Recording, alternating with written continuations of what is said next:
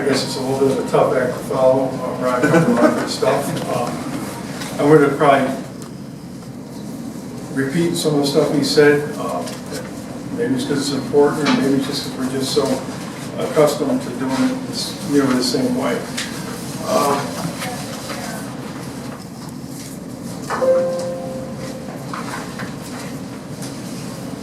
We're going to talk about waterfall lengths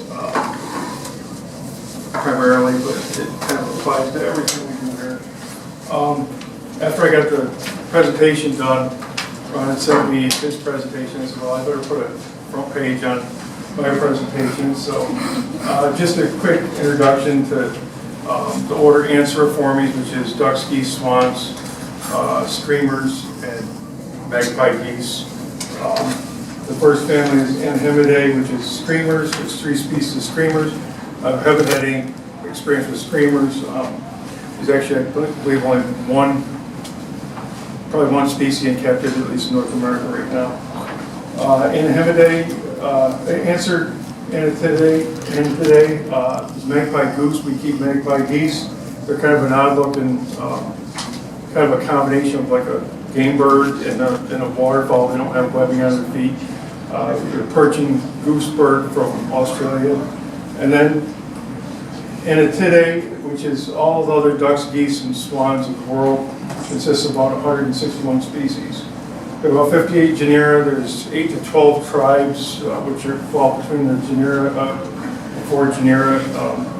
There's 8 to 12 tribes, which are like tree ducks is one of the tribes, and perching ducks is another, and so on down the line, Kern and I. And then altogether we got about 171 species. Obviously, waterfalls spend most of their lives on water, and their nests can be found in grasses and cavities, as much as sometimes miles away from water. And waterfowl are also found on just about everywhere in the world, with the exception of Antarctica. From a husbandry standpoint, poor hatchability could be attributed, and this isn't an all-inclusive list, but immature breeding stock, young birds, a lot of times will have infertile eggs. We've noticed that, even like hens, as they progress in age, they'll produce more and more eggs in some species. Improper environment, housing of breeders, lack of proper nest sites, for example, could lead to dropped eggs. For example, hooded merganser that doesn't have a nest box may still drop a couple of eggs, but a lot of times they're infertile. Distractions. John and I were talking about anti-site barriers around our aviaries.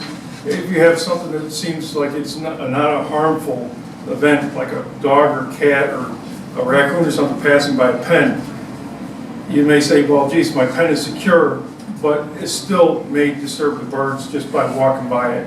And that could cause, breeding disruptions or even, no egg laying. Inadequate swimming areas. I see this quite often with different species of waterfowl. People will put, a pair of swans in a little kiddie pool. And kiddie pools aren't really, they might be good for a pair of mandrake ducks or something, but you shouldn't be housing swans with them. So you don't have a good breeding area for the swans, so you get, or whatever it is, with inadequate breeding facilities, so you may get high infertility. Incompatibility or unpaired birds. An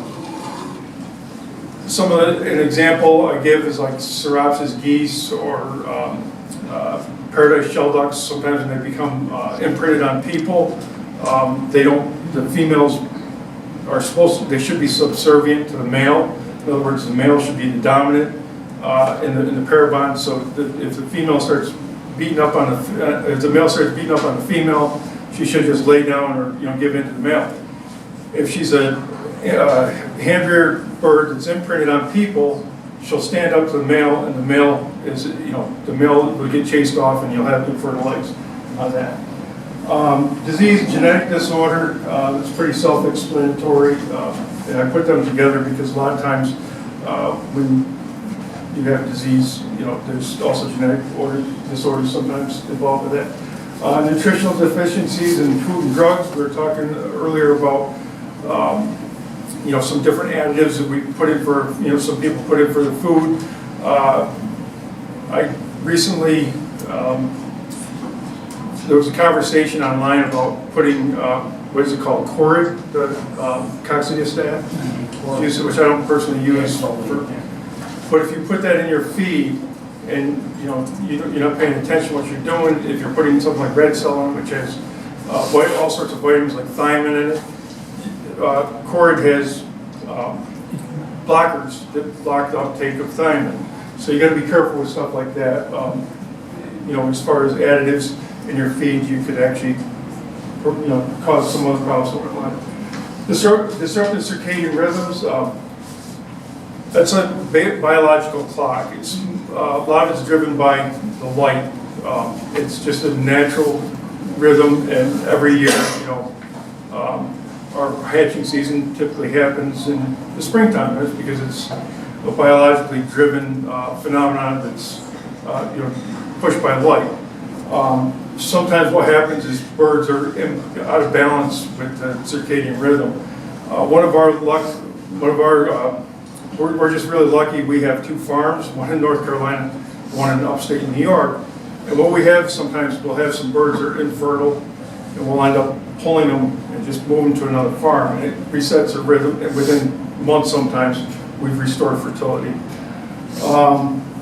Weather-related frozen eggs and stuff like that, or hot eggs, sometimes eggs laid out in the sun, they'll bake within a couple of hours. Random unfertile eggs, I don't know if there's actually a solution to that. We just get eggs that are infertile from time to time. And then prolapsed penis in the male happens, see it probably more with, waterfall have penises unlike most other birds. Radtites have penises. Parrots, I believe, also have penises, but I don't know who's going to invent sex a parrot. But anyhow, they actually have penises, and from time to time, especially with some of the inbred stuff, which we're dealing with more and more as time goes on, we'll have prolapsed penises, which usually they dry up and fall off. Another thing, and I mentioned it in this presentation, I say surgically removed here.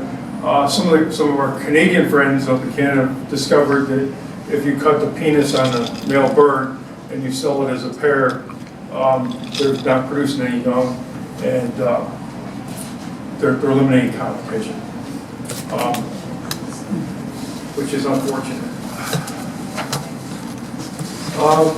From the standpoint of poor hatchability, this is primarily as far as incubators go. Incubation temperatures too high, incubation humidity is too high or too low, improper egg storage, improper turning, improper ventilation, excessive vibration. That's in the incubators. Microbial infections that will happen whether it's naturally hatched or can happen whether it's naturally hatched or in the incubator. Pros of parent hatching, again, all these are all inclusive of everything. Less work, no adding water, turning eggs to the incubator. You'll have consistent temperatures or humidities for the most part. You'll have some higher temperatures on the outside, but the hens tend to regulate very well, with their insulation on their feathers. No or little need for egg storage.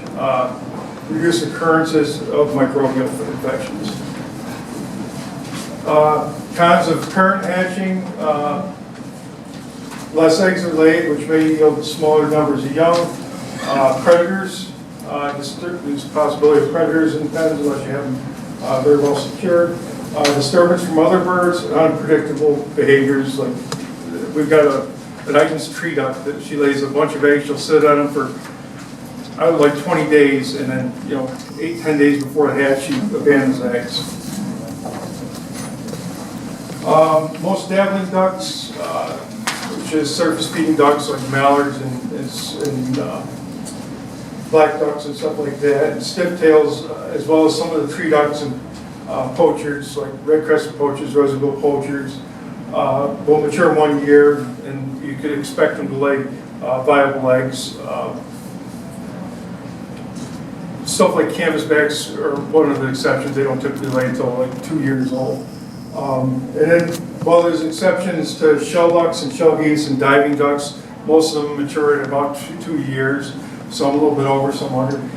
True geese and some southern hemisphere swans, more specifically the swans, the southern hemisphere swans, would be like the Cascarobas and the black-necked swans. They'll mature at 2 to 3 years. And then the northern swans are typically at least 3 years, sometimes over. We also have some birds that are just kind of unusual, like the magpie geese, like spur-winged geese. Although in the wild they can mature off at 2 years, they don't typically become sexually mature and start reproducing it until about 5 years. Kind of just to recap, some of this lack of proper environmental condition can lead to no eggs or dropped eggs. I just talked about that a minute ago. You know, anytime you have a crowded pen or improper situation, it leads to stress, and you can have increased diseases or, you know, poor hatchability, poor laying. It also, overcrowding nest sites can lead to aggression, like we just mentioned. Also, hybridization. If you have closely related species, but that's a topic for a different day. And again, you need to prevent predators from getting in the pens and disturbing birds. If a mate is lost during breeding season, that always seems to happen. You wait for a year for something to produce, and the day before the female's ready to lay eggs, you lose a mate. With waterfowl, if you have something like a mallard, which they don't form tight pair bonds, in fact they have a rape system, you know, for fertilizing eggs. Although they form tight pair bonds, but they've also got a rape system where they fertilize eggs. You know, if you put a male in with a female the next day, or, you know, within a couple of days, you should have fertile eggs. You get something like a stronger pair bonding bird, or, you know, something like a mandarin that's a seasonal, you know, that kind of relies on a more permanent, stronger pair bond. You may not get fertile eggs for the season.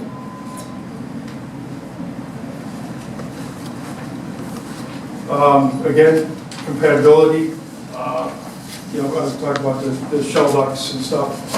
And this is one thing with like shell ducks that should be, you know, the male should be dominant. I've actually tried to take a dozen males and put them in a pen with an imprinted female. And because she's not bonded on them, she actually just chases them all around, puts them all in the corner. And she still doesn't, even if you put a dozen males in there.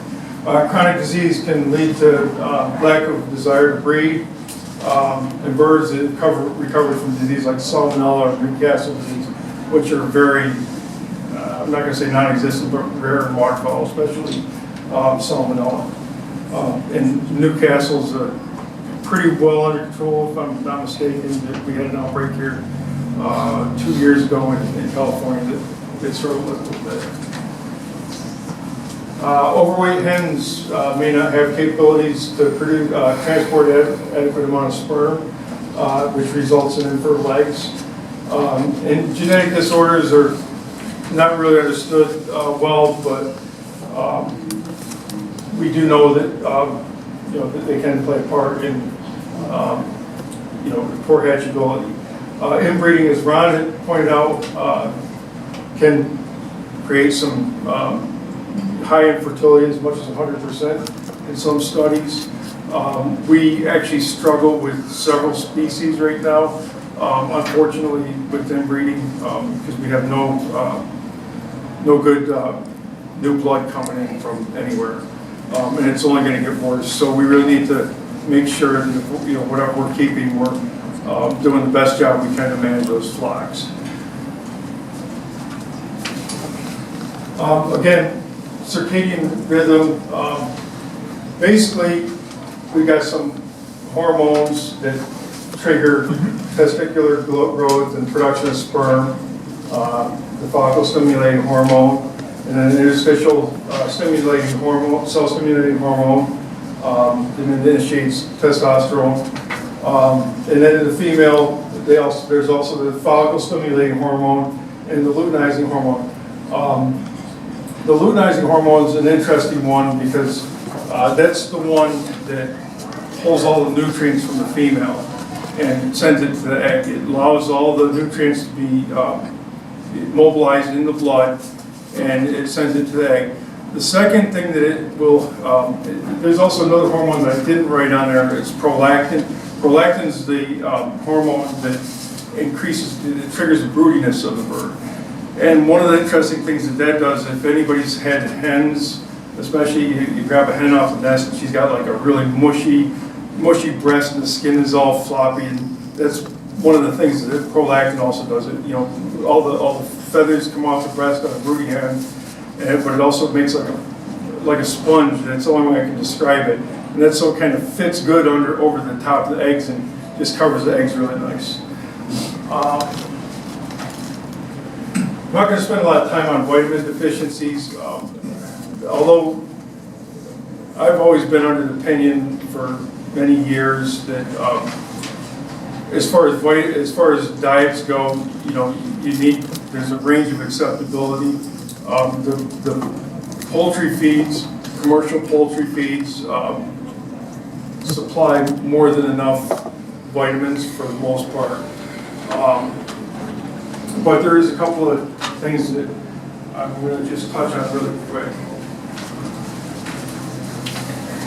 And sorry if I pronounce these words wrong, because I'm one of these self-taught guys as far as, I actually did go to school for biology, but I don't learn all this stuff, how to pronounce everything right sometimes. So, peroxidine, what that does, that's a vitamin that helps metabolize protein.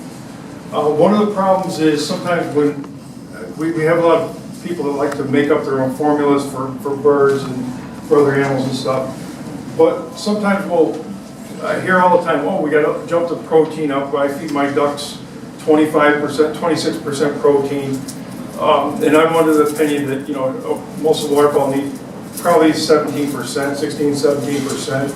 And I got an animal science scientist here, but 17% or so. But I hear people say, "Oh, geez, we should take the protein up to, 26%." Well, the problem is, if you kick up the protein to 26% for waterfall, you need some more pyridoxine. But then, if you kick it up and you don't put the pyridoxine on there, then what happens is you can have if you have a slight manganese deficiency, then you can end up with, it's a really common occurrence fairly common, is slip tendon in waterfowl. So again, and I'm not saying that we need to go and remake our feed formulations and stuff, because I believe that we should be going, at least with waterfowl, I'm not going to speak for pheasants or parrots or anything like that. At least with the waterfowl, we have some good available feeds, and I think we should be focusing more toward the commercial feeds, which they've spent millions on. And although they're not necessarily domestic waterfowl, they're, a lot of their needs are pretty similar.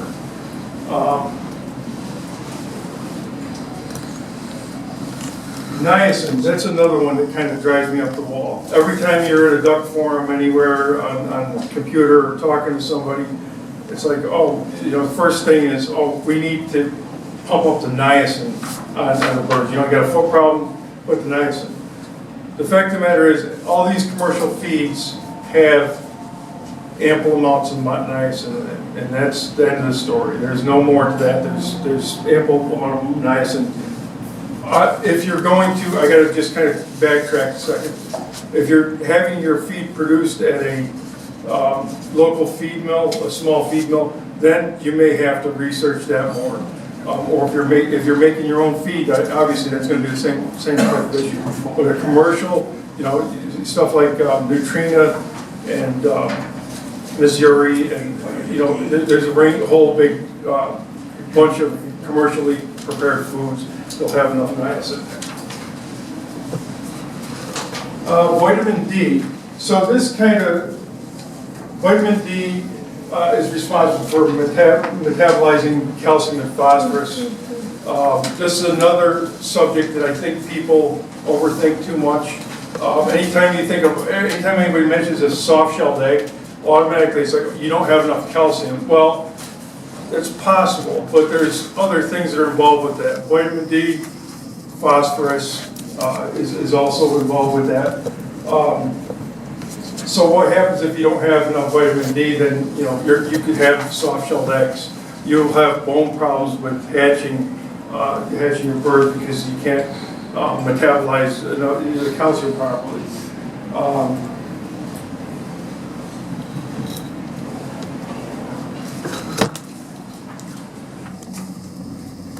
This is another thing, and I see Rich give me looks every time I mention this stuff because these are all topics that we get on the internet with various people.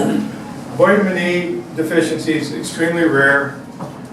There's a condition called stargazer, and there's Rydneck and stuff like that. I'm under the opinion that a lot of that is probably just it's probably more of a hatching issue than it is a vitamin deficiency. And I say that because vitamin E deficiencies are really rare. Selenium deficiencies occur in various parts of the country depending on where your grains are harvested and whatever. But in these two, you can almost substitute if you have a problem with selenium versus if you have a deficiency in selenium, you may be able to get away with substituting with vitamin E, which is probably the safer route. Selenium is highly toxic. You only get a small amount if you actually have deficiencies.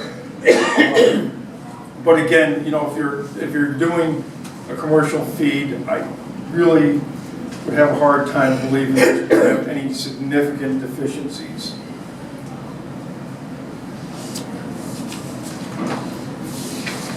Manganese, that's another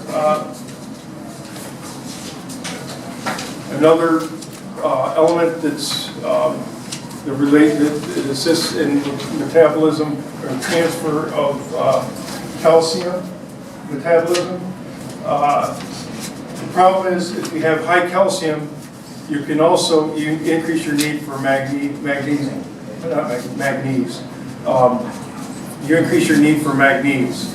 And if you don't increase the manganese, you can have stuff like leg problems or your slip tendons, again, with waterfall. And we kind of just covered this calcium and phosphorus.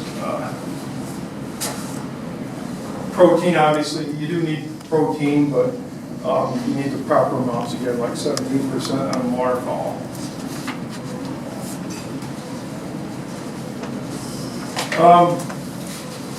This German word here, Zeitgeist, that's, and I don't know if I pronounced that right, but that's, we talked a minute ago about lights. Light is for at least all the temperate species of birds, that's what triggers the birds to come into laying condition. In fact, the birds can actually absorb light through their skulls into their brain. They don't really need to even see. They can be blind birds, and that'll still manipulate their circadian rhythm and tell them it's time to start laying. And they know this because they've actually taken hoods and they put it over the top of birds. And anything that they didn't have hoods on, if they put hoods on them, the birds wouldn't lay eggs or come to the breeding season. So, like I said, while the photoperiod plays a role, this Zeitgeist also play a role, and that could be, Ron touched on some of the foods or whatever in the wild state, and we may have some of them that play a role in triggering the onset of the breeding season. And some of the waterfall, as a matter of fact, some of the southern hemisphere birds, like East Indian gray teal, and probably like your silver teal, ring teal, they lay based on the rain is a trigger in some of those places. So as soon as they get some rain, it may trigger them to land. So they might have different photo period.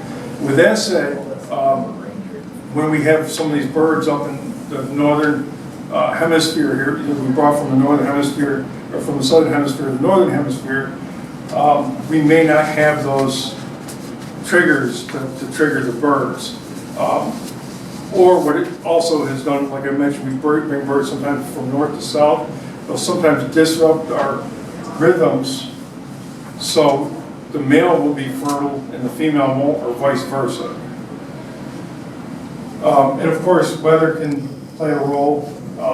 If you have cold weather, the birds may be stressed. The males might not be breeding females because it's cold, or the females may not lay because it got too cold and they got stressed. And then, of course, the direct effects of the weather we talked about with the sun, heating eggs up or freezing eggs, which we talked about random penises, we talked about that.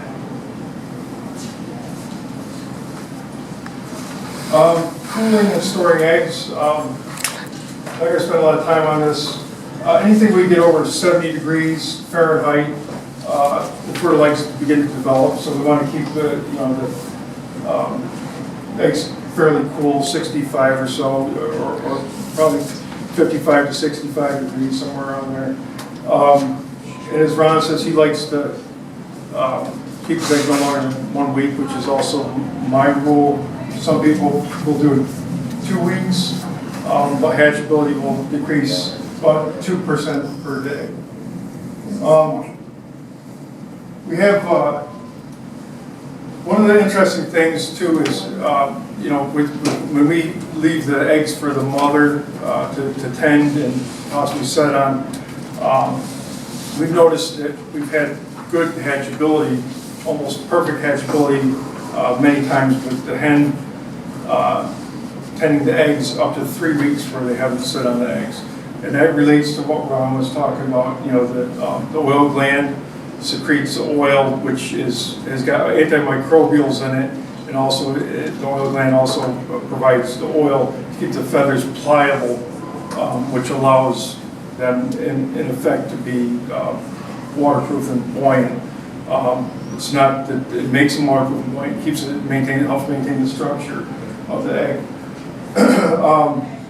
So these hens have the oil in their from their feathers that they put on the eggs. The other thing is they do come and sit on the eggs for a few minutes every day, and they'll heat the eggs up.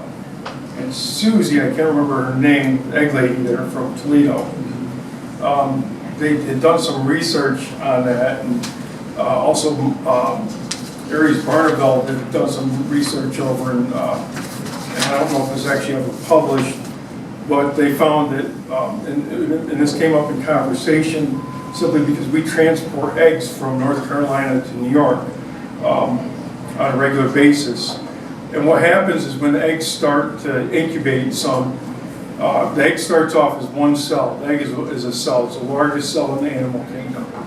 And when it starts to divide through mitosis, I'm going to get that right, it's been years, which by the way, there's been I don't know if anybody kept up on it, the California condor, they just discovered that there was some parthenogenesis, which means that the egg didn't even need a male to start producing, which they've actually had turkeys, they've done that for since probably the 70s. But anyhow, the hens will sit on the eggs for a few minutes a day while they're doing the egg laying process and warm the eggs, and the egg will start, the cells will start multiplying in it, and every time they do, it makes the eggs stronger. So, in other words, with us transporting the eggs from North Carolina that have already been started in their incubation process, the drive up north in the back of the car, jumping and stuff, doesn't really affect the eggs too much. The eggs are actually strengthened.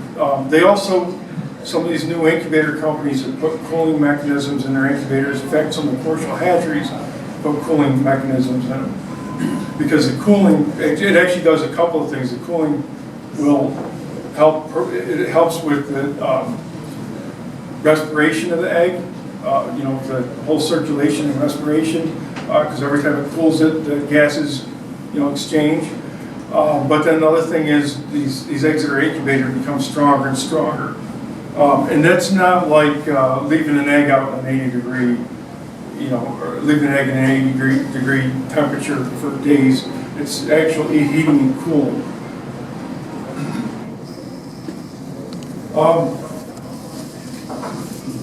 My opinion is exceptionally dirty eggs should be discarded unless they're very valuable or rare. I think a lot of times we play with stuff and it creates more problems than it's worth. You put it in an incubator and you contaminate your incubator. You sand it off, or lightly, or clean it with some mild detergent. Then you affect the cuticle or bloom, whatever you want to call it, which could potentially weaken the egg or cause problems with, humidity, egg, weight loss in the egg, and so on.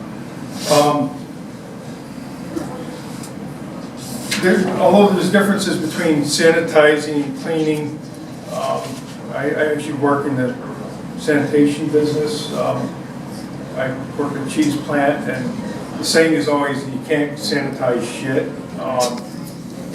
But for our purposes, if you use some chlorine bleach with some water, chlorine is actually caustic. And again, if you put a caustic or any type of cleaner on egg, you can potentially, especially like chlorine, if you use too much, chlorine binds to proteins. You could potentially affect the hatch down the line. So again, my preference is just throw the eggs out. If at the very least, if you're worried about it, I would just run it under some water. And the recommendation is 20 degrees higher than the incubation temperature, which would be 120 degrees. I don't like that temperature. I would shoot for more like 110 degrees. But that's more of the art of this incubation than it is a science. Some people like to use formalin and potassium permanganate, and I actually am addicted to the smell of it. I love the smell of it. It's probably highly cancerous. It definitely is. But it does a really good job cleaning, fumigating the incubator, ridding microbes in it. Before you do that, you should be scrubbing it with some kind of a detergent or disinfectant spray or something like that, wiping it all down. But it'll leave a purple gas. It starts with a purple gas, and some people will put it in their incubators when they got eggs in it. And I wouldn't recommend doing that, but it's a really nice thing to do, a couple of times a year or after hatch or something like that. Eggs can be marked for record keeping or facilitate easier turning. I've tried all the methods that Ron uses, putting numbers on eggs and organizing and stuff. And for me, it's just it's too hectic. We raise too many birds, and and I also work a full-time job and stuff. But I do. Especially, we do all of our eggs are hand turned. We don't mess. Well, I do have some automatic turning incubators, and I'm starting to use them more and more. But I've always been a hand turning egg guy, and you can see I got marks on these eggs just to make sure that I'm properly turning them every day. I use markers. I would recommend markers. There's always some of those old guys. You can't use markers. Because they're toxic. They haven't been toxic since the 70s. The thing is, with markers, you don't have to worry about anything rubbing off for the incubation period, especially when you're talking about hens, when you're incubating under hens, which we'll talk about shortly. Broken eggs, I would discourage anybody from trying to repair them, although, I've had some successful repairs in the past. They always end up, not always, but most of the time they'll end up with a bacterial invasion, and the egg is no good anyway. Unless it's a really rare egg, or it's the last one that you think you'll see or whatever, then I would say fix it. And you can use stuff like new skin, fingernail polish, wax, hot glue, plaster Paris. It's all the same. It doesn't really make a difference. Plaster Paris, you can see down here, if you got a really bad broken egg, this is a stupid thing that I did here. If you've got a really bad broken egg, the best thing is to patch it with plastic wraps. But then you have to worry about when the chick is trying to get out. You know, you get that plastic pairs. It's not going to make, you know, it's going to be a hard time getting out. These eggs just for I had my garage. I had all these broody boxes for my Bantam set up in there. There was like 30 Bantam boxes. And I had this crow flying around outside. So every day I take the rotten eggs, I pitch them out the door, and I whistle, and I had the bird. So it came, and you know, when I whistled. So one day I took some eggs, I whistled, I threw the eggs out, the crow came around, I went in the other room, I came back, and the crow is in the nest boxes, pulling eggs out and just pecking them. So I grabbed a broom or a rake, or I don't even remember what it was, and I just took it to hit the crow, and I went across the whole row of nest boxes, and I dumped all the eggs on the floor. so I was pretty ticked off. and everything in that hatched. Everything right there hatched. Ron talked about a temperature tracker. This down here at the bottom is a temperature tracker. There's all different kinds of them. You know, the kind Ron has. This is actually a Wi-Fi. There's Inkbird has a Bluetooth. The nice thing about these, and I wouldn't use these as primary thermometers by any means, but what they're really good for is for tracking and trending stuff. We set our incubators 99.5 and 99.7, and we use it's called an egometer. You don't need to use an egometer. You can go to a lab supply, and they'll have like a little jar. You can put some glycol in it for a temperature simulator for an egg. But we use these. We like these egometers because it's a little round. It's a little round egg, and you put it in your incubator, and you have your little digital readout. And they're actually surprisingly very accurate. So we check calibrations on our thermometers every year as well. And if you want to check calibrations, you know, you can use that with some. You can do that with some ice water and some, you know, you don't even really need a thermometer to calibrate at 32. But I would also recommend get a calibrated thermometer, go up to your incubation temperature and check that. And some of the thermometers can be recalibrated, especially, you know, most of these digitals nowadays can be recalibrated. In the old days, you couldn't calibrate an old mercury thermometer. Some of the old dial thermometers you couldn't calibrate. So you could just write a correction factor on there. In other words, if it's 1 degree over, you put, you know, plus one degree or minus 1 or whatever.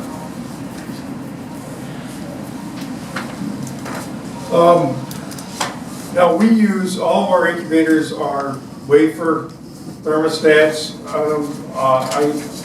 Actually I do have one that's electronic now. I like the wafer thermostats. One of the problems with them is when you get in this time of year, the air pressure is different. So they tend to fluctuate a lot with the different air pressure. But regardless, most eggs can survive temperature drops. You know, if you have a temperature that goes down, but they seldom survive spikes over 102, which Ron had on his presentation the still air temperatures. And one of the reasons that those still air temperatures were higher back then, and correct me if I'm wrong, was because the thermometers were set at a point that the eggs were actually like 100 degrees, 101 degrees. So we had the temperature set point on those old, especially those old like DQF incubators, were always set higher than what you would typically expect. Over 102 is often fatal with eggs. Some of the very old wafer thermostat incubators had backups on them, and then they went for periods. Some didn't have backups. The same thing with the electronic incubators. Ironically, some of the early incubators that were made with electronics, like the Marshes and stuff, they had backup wafer thermostats on their electronic thermostats. Now we just have these, like these Archons that cost $1,000 or whatever. They don't have any backups. So what I would highly recommend for anybody that has one of these incubators that doesn't have a backup on it is to purchase an Inkbird. I'm sure there's more different makers of similar equipment around. Inkbird thermostat, which you can, it's a plug and play. You plug it into the wall and you plug your incubator right into the thermostat. You set the thermostat. We set it at 102 degrees. That way, if it goes over 102, it shuts the whole incubator down. You can shut the fan down and everything, but at least we're not cooking eggs in the incubator. And this is, I'm talking, this technology is less than $100. It's, last I bought it was like $35. I imagine it's probably $75 now, but it's well worth it. I mean, you save one clutch of eggs. Relative humidity for Waterfall, I don't deal with wet bulbs anymore. I think that was just old school guys that was dealing with that. I think most of us now are just using the electronic relative humidity. You just put it in there. So we keep the Waterfall eggs at 60 to 65 degrees throughout the hatch, from beginning to end. We don't increase it at the end of the hatch. One of the things with Waterfall eggs, unlike a lot of the game birds and pheasants and stuff like that, is they're not as forgiving in the sense that game bird eggs are more porous and they'll let more moisture in and out of them. So once you get a Waterfall egg down to if it hatches at 24 days, on 20 days you can't straighten out any humidity. You're done. Whereas with a pheasant or a quail egg or something like that, you can play with it for a couple of days before hatch and get your humidity where you get the egg drying down where you want it to.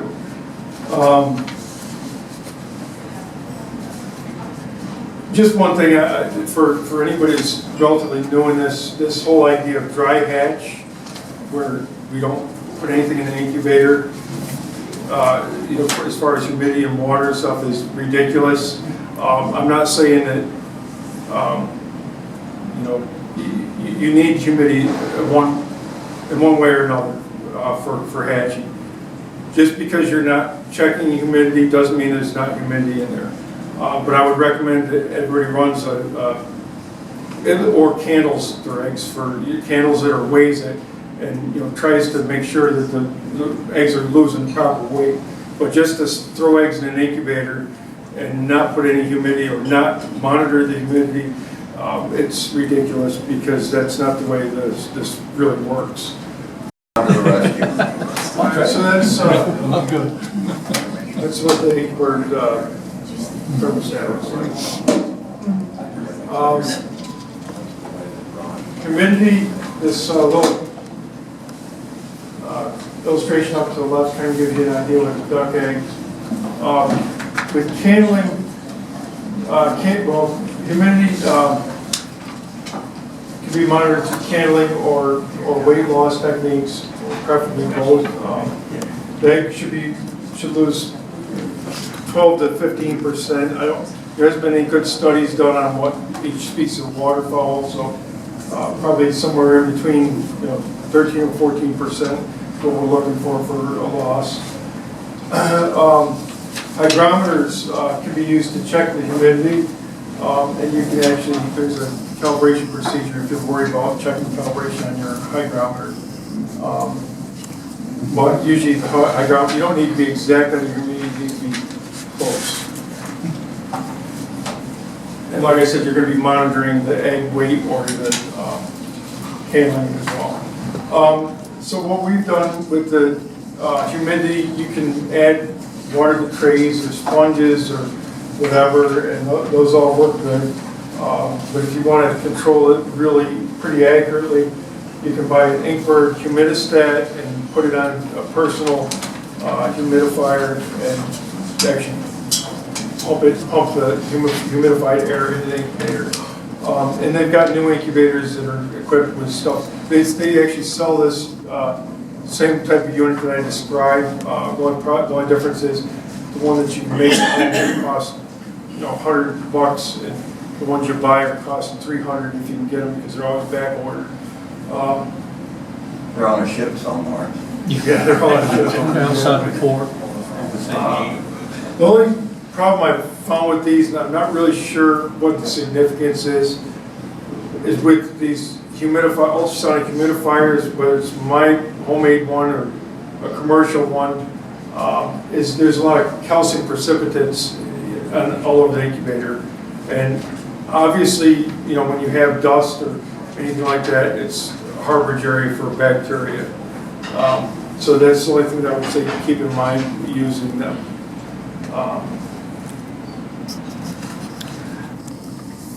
We talked about this earlier. Some of the modern incubators are equipped with cooling units. I believe the Brenzia has a cooling unit, a cooling step in it, which I'm kind of dying to. I don't really need to, because I open up my incubators every day to check and roll eggs, but I'm kind of dying to see how these Brenzias work. Turning eggs is a vital part of successful incubation. They've shown that as much as 50% of the hatch can be lost without proper turning. You can end up with chalazé floating to the top, letting the yolk float to the top from not being turned back and forth. I didn't say that right, but I'll get that in a second here. So another thing is turning eggs the same direction every day. You don't want to do that, because what happens is that chalazé that's it actually supports. I'm going to go to the next one. This here is a chalazé. It's twisted in two different directions, and it suspends the yolk in the center. So if you turn it in one direction every day, one of those is going to break off. So you want to make sure that you're turning opposite directions every time you turn. Egg storage, you don't want to store them or hatch them with the air side down, air sac down. You end up with malposition in the eggs. Although if you do store them with the air side down, you're only going to sacrifice your hatch by like 2%, studies are saying. So it's not as significant as far as storage.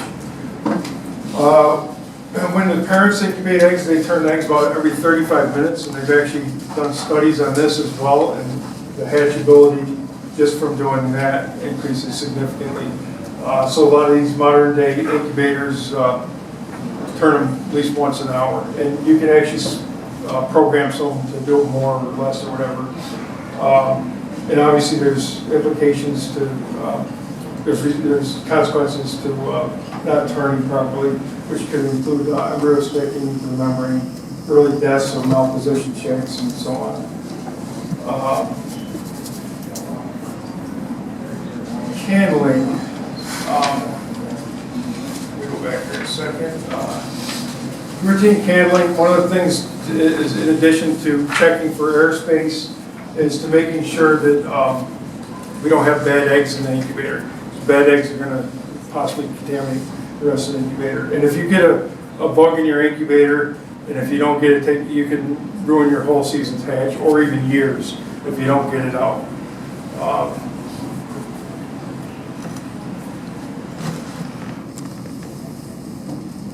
So sometimes we also candle eggs under hens, and that's a risky thing to do, because like if you get like a northern pintail hen, they just really jump up and they'll try to attack you.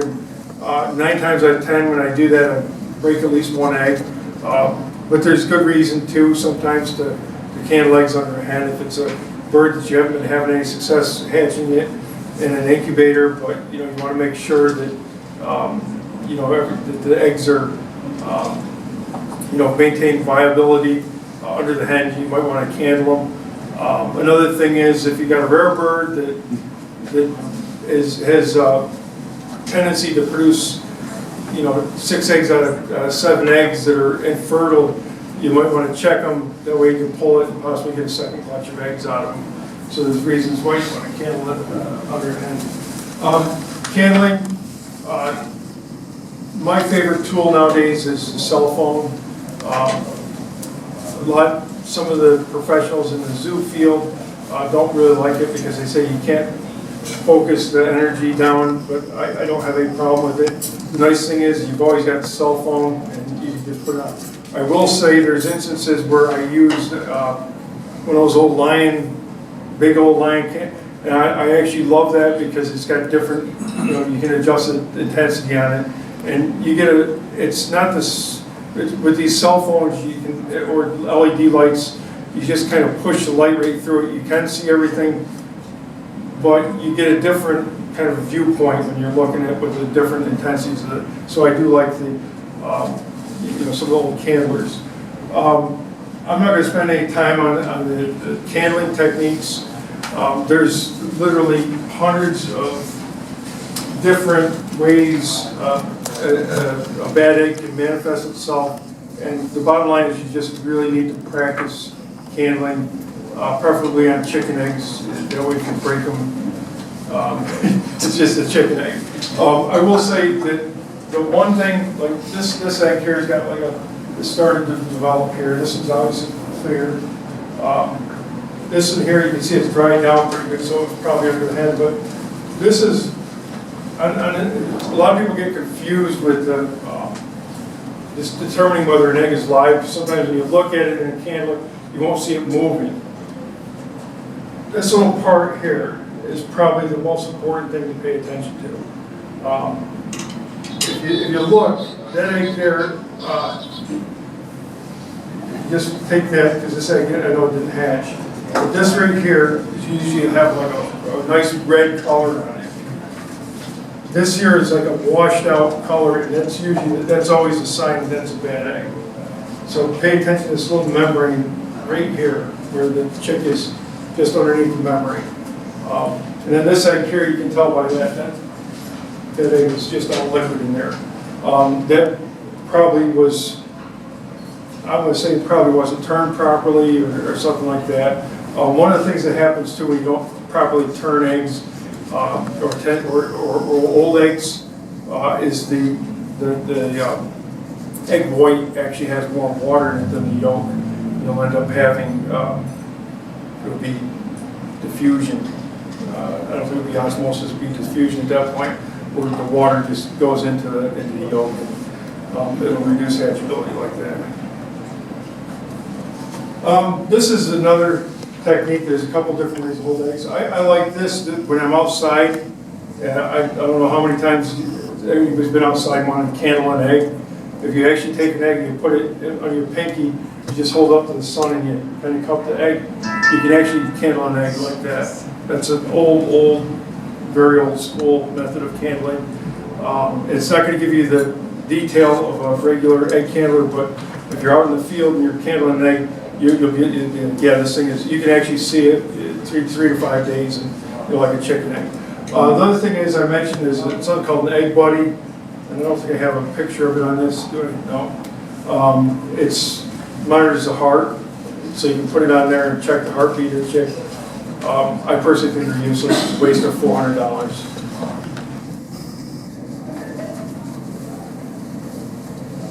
Incubation troubleshooting. There's a lot of charts and stuff on this. I'm going to kind of. This is just some chick. If you notice, so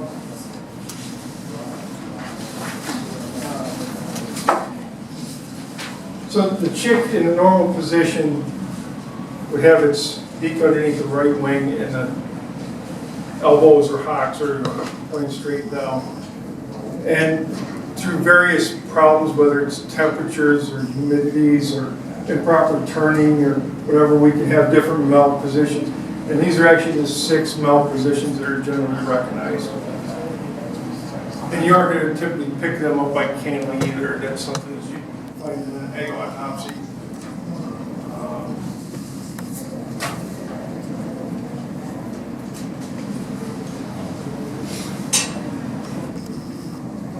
I just want to touch just real quick on this. I mentioned splay legs in here from hatching.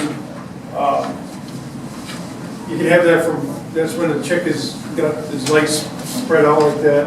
It could be from walking on a slippery surface. In other words, if you have if you're using totes or little sandwich containers to hatch your chicks out in the incubator, they don't have good grip on the bottom. They can slip and pull their feet will go out. Or excessive temperature can cause that. I just want to make note that what I talked about earlier, slip tendons and waterfowl, that's not the same thing as a slip tendon. And if you have the feet that are splayed out like that, you can usually take some rubber bands or some zip ties and pull them back there. After a couple of days, they're all good. Twisted nuts, you see that occasionally in waterfowl too. It's caused by low humidity and low temperature.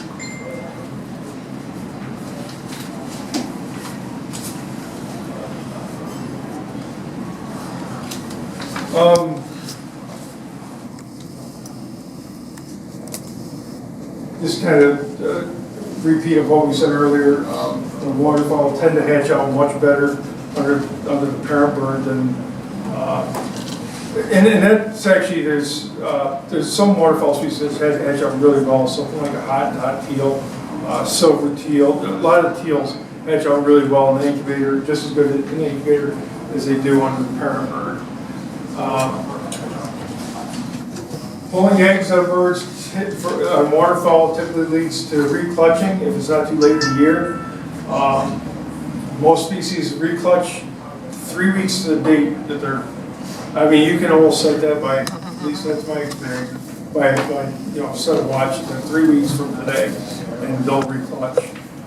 One of the things that we do though, when we pull a clutch of eggs, we clean the nest out completely. All of the shavings, every single last feather in the nest. If you got one feather in the nest, they may just go back there and sit on the nest and just try to incubate. On the other hand, I had a friend of mine down in Alabama he says, I cleaned out my nest box this year because I was getting some really bad hatches. And he's like, I haven't cleaned out in like 4 years. He says, I've been getting bad hatches, so he cleans it out. He's like, yeah. He's like, that's all it took was a clean nest.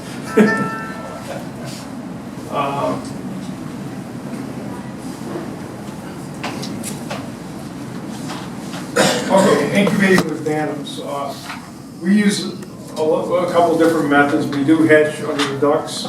We hatch in incubators, and we do a lot of hatching under bantams. The reason is, and it's funny because some years, like white-faced tree ducks, there's no rhyme or reason for this whatsoever. Some years, like white-faced tree ducks, they'll hatch like crazy under a bantam, and they won't hatch in the incubator. Then the following year, they hatch well in the incubator, and they don't hatch under the bantams. But nonetheless, we use bantams a lot because they're a lot more reliable, they're a lot more accurate than an incubator. They're not as good as the mother duck, but by the same token, running 2 farms, one in North Carolina, one in New York, we need to have control over our eggs from North Carolina.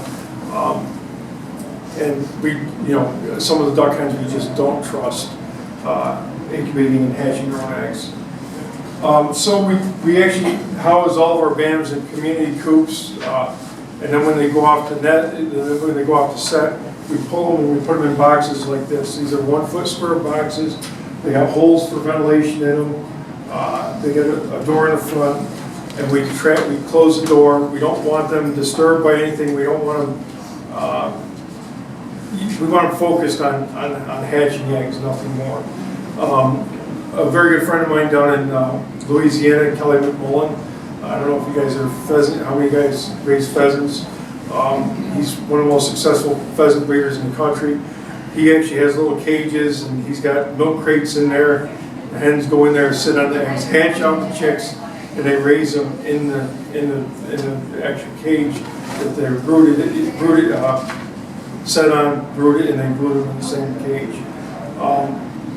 Which is, it works, but it's also risky too, because that hen can get off the nest and you don't know if she's off the nest. At least in here, you'll know that they're not sitting right, because they'll be like hovering on the nest and they'll want to get out or whatever. But the eggs will still be a little bit warm if she's not sitting, so you don't have to worry too much about it. The setting box should be clean after every hatch. When we grab the hens out of the coops, we make sure we put some 7 dust on them, I know I hear people all the time, well, sun dust isn't legal. It's not licensed anymore. It's the same product it was 40 years ago. We've used it for 40 plus years without any. You actually feed water the bantams in those boxes? Oh, so we take every day we take the bantams out. They get about 20 minutes an hour. Sometimes if I forget about it, they'll be out there for 2 hours. Wonder how you did that. And then they just go out and feed, and then we put them back in there. You could run them, just leave the doors open, have them in a coop or something. But the problem is, you have a tendency of getting 2 hens back on the nest or 3 hens back on the nest. We like to actually physically put them on the nest. The one problem that we do have with these nests is, that door is 8 inches wide or something. You got to be really careful putting the hens in the nest and pulling them out. I usually just kind of perch them on the edge, let them go inside themselves. But you got to be careful pulling the eggs out or pulling the hens out, because they'll actually sometimes, if there's a chick that hatches underneath them, they'll have it on their feet and then they'll be running around out in the pen. You're like, where'd that chick come from? Well, they took a ride on the chicken's foot. The other thing is, sometimes they'll like latch onto the eggs or something. They'll have the eggs sitting there. You pull them out of the box and the egg will plop on the ground. But yeah, we take them out every day, because that also gives us an opportunity to go in there and check the eggs. We take them out. We usually put little index cards on each one of the boxes, label the date, what kind of eggs they are. When we go to check that, we candle eggs a couple times a week. The first thing we do when we take the hens off the nest, we grab an egg and put it on their lips. Right on the lips. Some people don't like to let it put it on your eyelid. And you can tell right off if the egg is warm, if the egg is being set up properly. Those are 2 very sensitive places, your lips and your eyelids. So you just take the egg out, you put it on your lips or your eyelid. You know if the egg is warm, the hen is good.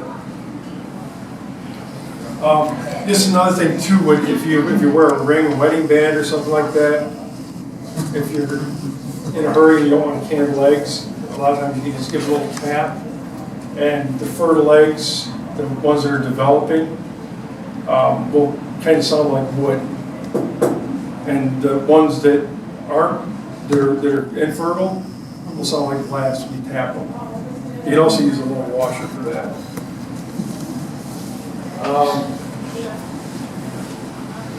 Small eggs, like some of the teal eggs, if you have them sitting under bantams, on the last couple of days of incubation, you might want to pull them and put them in the incubator, because what happens in the last couple of days, and probably everybody's noticed it but not thought too much of it, the eggshell gets softer the last couple of days because the chick inside it is absorbing all the calcium. That's another reason why you need the water, the proper humidity levels, because it helps in calcium and nutrient transfer, so especially calcium the last couple of days, pulling the calcium from the egg to strengthen the bones. So it makes the eggshell weaker, so the chick can easily peck out, make it easier for it to peck out, but also strengthens the bones. We also use, so on those smaller eggs, you might want to take them last couple of days of incubation, put them in the incubator, so because the hen might break the eggs just because the shell is getting softer. Large eggs like goose eggs and stuff like that can be set under bantams. I try to use the bigger bantams for like a goose egg, but most of the wild goose eggs are no bigger than that. Your domestic geese might be a little bit bigger. Swan eggs, I wouldn't even bother putting them under a bantam or anything like that unless it's absolutely necessary. I would either incubate them, and parents would be the first choice. Second choice would probably be an incubator. And then lastly, any hatches, whether they're natural or artificial, if they're under 86%, then you've got room to improve on the eggs. And that's all I got. There's more materials that we didn't really cover in our handouts here.